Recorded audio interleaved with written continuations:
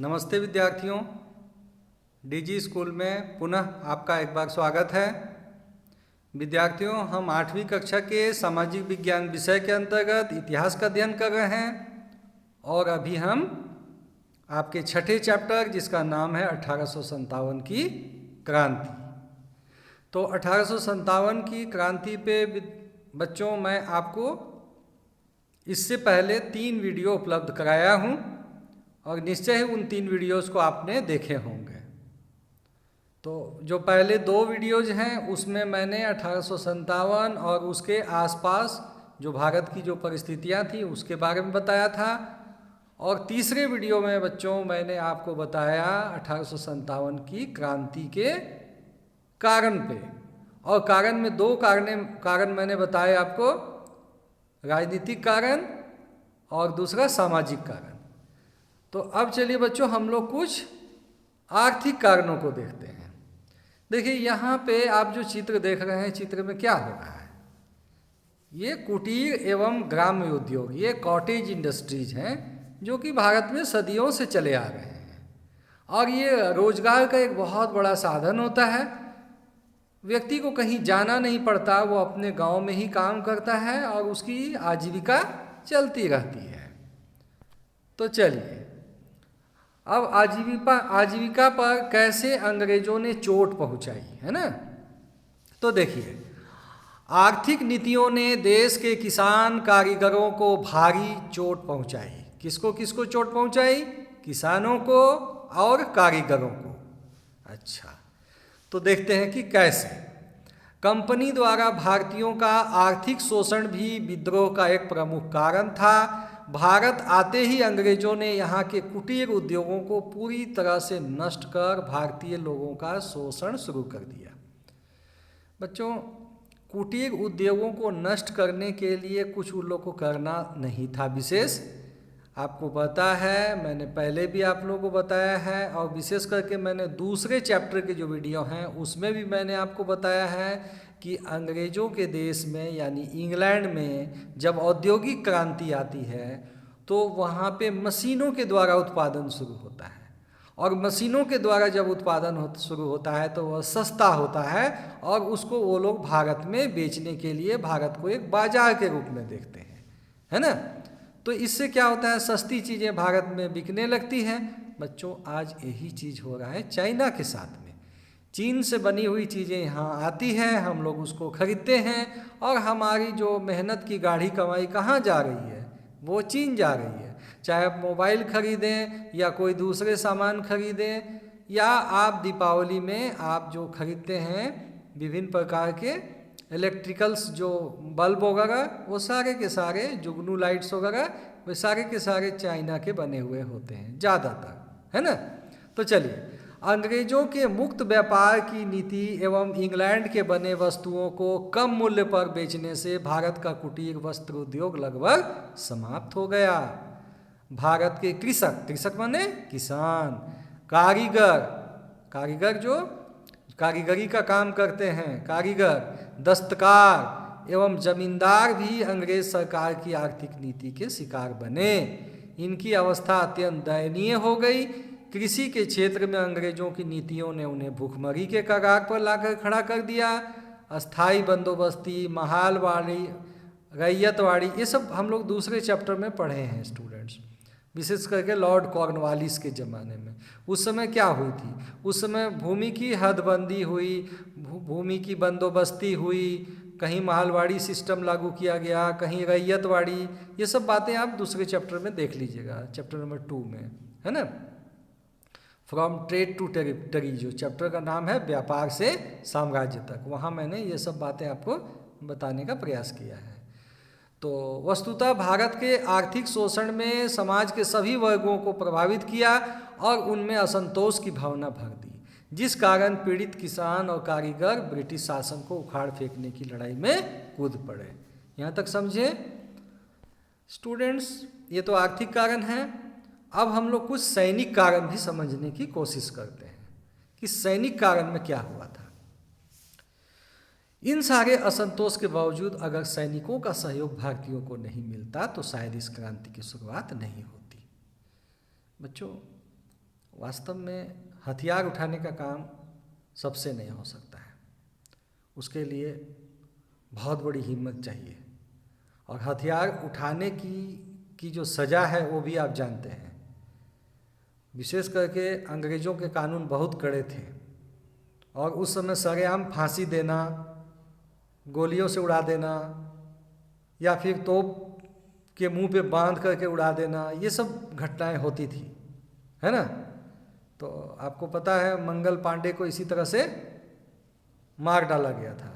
ये मंगल पांडे कौन है? मंगल पांडे हैं 1857 के विद्रोही सैनिक, है ना। उनका चित्र मैंने पहले वीडियो में आपको दिखाया था। लेकिन चलिए आगे क्या है। कंपनी की सेना में अंग्रेज सैनिकों की तुलना में भारतीय सैनिकों की संख्या अधिक थी। भारतीय सैनिकों को कम वेतन एवं सुविधाएं दी जाती थी। वह अधिक से अधिक सूबेदार के पद पर नियुक्त हो सकते थे, मैंने उससे ऊपर वाला पोस्ट लोग को नहीं मिल सकता था। 1856 ईस्वी में बने नियम के अनुसार अब भारतीय सैनिकों को देश भर में अथवा समुद्र के पार युद्ध के लिए भेजा जा सकता था। भारतीय सैनिक समुद्र के पार जाना धर्म के विरुद्ध समझते थे। उस समय की सेना में उच्च वर्ग के लोगों की संख्या अधिक थी और उनमें कुल, जाति तथा धर्म की पवित्रता की भावना अत्यंत प्रबल थी। तो ये सब कुछ कारण थे जिससे सैनिक भी जो है असंतुष्ट चल रहे थे। उनका विश्वास था कि समुद्र यात्रा करने से उनका धर्म नष्ट हो जाएगा। छावनी यानी कि मिलिट्री कैंप, छावनी में अंग्रेजों ने भारतीय सैनिकों के रीति रिवाजों को मानने पर प्रतिबंध लगा दिया। और उनका जो लेटर है ना, उनका जो चिट्ठी पत्री जो घर वो लोग भेजते थे, तो उन लोगों को फ्री लेटर फैसिलिटी थी, निःशुल्क पत्र भेजने की सुविधा थी, उसको भी छीन लिया गया। तो इससे जो है क्रोधित हो गए। कौन क्रोधित हो गए? सैनिक, है ना। बंगाल की सेना में अवध के सैनिकों की संख्या अधिक थी। बच्चों अवध यदि आप नक्शे में ढूंढेंगे तो अभी नहीं मिलेगा, लेकिन अवध किसको कहते हैं? वो मध्य क्षेत्र जो है, उत्तर प्रदेश का जो बीच वाला क्षेत्र है, जहाँ पे लखनऊ है, जौनपुर है, इलाहाबाद है, उस क्षेत्र को हम लोग अवध बोलते थे, है ना। तो जहाँ के शासक थे शुजा-उद-दौला, है ना। दूसरे चैप्टर में मैंने बताया है आप लोगों को। तो विशेष करके बक्सर की लड़ाई में शुजा-उद-दौला का नाम आता है, आपको पता होगा। तो बंगाल की सेना में अवध के सैनिकों की संख्या अधिक थी। वे अपने नवाब के अपमान एवं राज्य के छीने जाने से अंग्रेजों के विरुद्ध हो गए थे। सिपाही गांव की हालत से भी परेशान थे और आपको पता है कि बहुत सारे सिपाही खुद किसान थे, जिस कारण किसानों का गुस्सा जल्द ही सिपाहियों में भी फैल गया। तो ये सब कारण है। और बच्चों एक तो तात्कालिक कारण है, उसको आप लोग को समझना बहुत ज़रूरी है। देखिए अभी जो मैं बता रहा हूँ एकदम ध्यान से सुनना है आपको। 1857 की क्रांति का तात्कालिक कारण मतलब इसी के चलते वो गुस्सा फूट पड़ा, है ना। ये परिस्थिति नहीं आती तो शायद 1857 की क्रांति नहीं होती। इसको ध्यान से सुनिए आप लोग। 1856 ईस्वी में कंपनी सरकार के द्वारा नए एनफील्ड राइफल के प्रयोग की अनुमति दी गई। यह राइफल पुरानी लोहे वाली बंदूक ब्राउन बैस से अच्छी थी। बच्चों अभी आप देखिए, ये है नया एनफील्ड राइफल जो कि 1856 में लाया गया था, ठीक है। और उसके पहले ये ब्राउन बैस था, इसको बोलते हैं ब्राउन बैस राइफल। अब देखिए हम लोग कोई विशेषज्ञ नहीं है, इसलिए आपको समझ में नहीं आएगा कि ब्राउन बैस में क्या है और एनफील्ड राइफल में क्या है। हालांकि ये दोनों राइफल जो है वो गुजरे ज़माने की चीज़ है, आज इसका कोई विशेष महत्व नहीं है। लेकिन इन राइफलों ने इतना बड़ा काम किया कि एक विद्रोह हो गया इतने बड़े देश में। तो देखिए ये एनफील्ड राइफल, ये ब्राउन बैस राइफल। अब इसके बारे में बताता हूँ मैं, सुनिए। तो 1856 ईस्वी में कंपनी सरकार के द्वारा, कंपनी सरकार मैं क्यों बोल रहा हूँ, सरकार क्यों नहीं बोल रहा हूँ, इसलिए क्योंकि 1857 की क्रांति तक भारत में ईस्ट इंडिया कंपनी का शासन था। और 1857 की क्रांति के बाद क्या हुआ? 1857 की क्रांति के बाद सीधे ब्रिटिश क्राउन, है ना, यानी कि जो ब्रिटिश महारानी थी, इंग्लैंड की महारानी, उनका शासन शुरू होता है ना।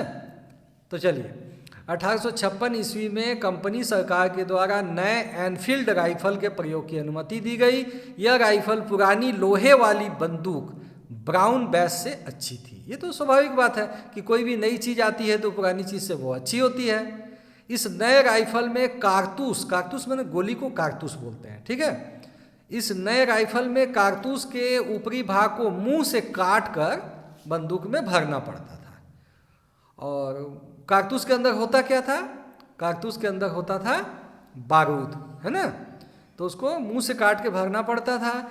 जनवरी 1857 ईस्वी में बंगाल सेना में अफवाह फैल गई कि चर्बी वाले कारतूस में गाय एवं सूअर की चर्बी है, जो हिंदू तथा मुसलमान दोनों के धार्मिक आस्था पर चोट थी। बच्चों देखिए, धार्मिक चीज़ें जो होती है ना, वो बहुत जल्दी आहत करती है। इसलिए किसी के धर्म पे, किसी के विश्वास पे, किसी के आस्था पर किसी भी तरह का कोई आरोप प्रत्यारोप नहीं करना चाहिए बच्चों। देखिए आज क्या है ना, अभी फेसबुक ट्विटर का भी ज़माना है, व्हाट्सएप का ज़माना है। आप लोगों को बहुत सचेत रहना चाहिए बच्चों। कभी भी किसी के भी धर्म के ऊपर में हम लोगों को कुछ नहीं बोलना है। किसी का भी धर्म हो, यदि उसकी जो आस्था है तो उस आस्था पर आपको किसी भी तरह का कोई आरोप नहीं लगाना चाहिए, और ना ही किसी के देवी देवता पर किसी तरह की कोई टिप्पणी करनी चाहिए। जो जिसको मानते हैं माने, है ना। ये दुनिया है जो कि करोड़ों साल पहले भी थी और करोड़ों साल बाद भी रहेगी। तो पता नहीं आने वाले समय में कौन कौन से धर्म होंगे इस दुनिया में, क्या क्या होगा, और आज से हजारों लाखों साल पहले कौन से धर्म थे या कि नहीं थे, ये कौन जानता है ना। तो खैर जो भी हो, यहाँ जब विषय आया तो मैंने आपको बता दिया कि किसी की धार्मिक भावना पर हमें भी चोट नहीं पहुँचाना चाहिए। तो अंग्रेजों ने तो ऐसा चोट पहुँचाया, और पहुँचाया भी क्या, जो कारतूस था। अब उसमें सही या गलत ये तो अभी ना तो पाठ्य पुस्तक में लिखा है और ना मैं इस संबंध में कुछ बोलना चाहूँगा, क्योंकि मुझे भी नहीं पता है ना। तो चर्बी वाली बात ने भारतीय सैनिकों को विद्रोह के लिए प्रेरित किया। हिंदू एवं मुसलमान तथा अन्य भारतीय सैनिक विद्रोह के लिए तैयार हो गए। इस प्रकार कहा जा सकता है कि अंग्रेजों की नीतियों से त्रस्त भारतीय समुदाय के हर वर्ग ने अंग्रेजों का विरोध किया, और असंतोष की ज्वालामुखी ऐसी फटी कि प्रचंड लपटें पूरे भारत में देखते ही देखते फैल गई। तो इस तरह से बच्चों आप समझ गए होंगे। हमने आपको इस दूसरे वीडियो में, यूँ कहना होगा कि इस चौथे वीडियो में मैंने आपको बताने का प्रयास किया 1857 की क्रांति के दो कारण। एक तो बताया आपको आर्थिक कारण, और दूसरा बताया आपको सैनिक कारण, और तीसरा कारण और भी एक बता दिया आपको, जिसे हम कहेंगे तात्कालिक कारण। तो इन चीज़ों को बच्चों हमें याद रखना चाहिए, और जहाँ कहीं भी कोई ऑब्जेक्टिव सवाल आएंगे तो उनका आपको जवाब देना है। और बच्चों टेक्स्ट बुक को आप बहुत अच्छी तरह से एक बार पढ़ लीजिए, कोई भी लाइन, कोई भी पंक्ति नहीं छूटनी चाहिए। तब क्या होगा कि आगे की जब आप कक्षाओं में जाएंगे, इतिहास को जब यदि आप मुख्य विषय को के रूप में चुनेंगे तो उस समय आपको समझना बहुत आसान हो जाएगा। तो ठीक है बच्चों, इस चौथे वीडियो को मैं यहीं पे समाप्त करता हूँ, और आप अगले वीडियो का इंतज़ार कीजिए।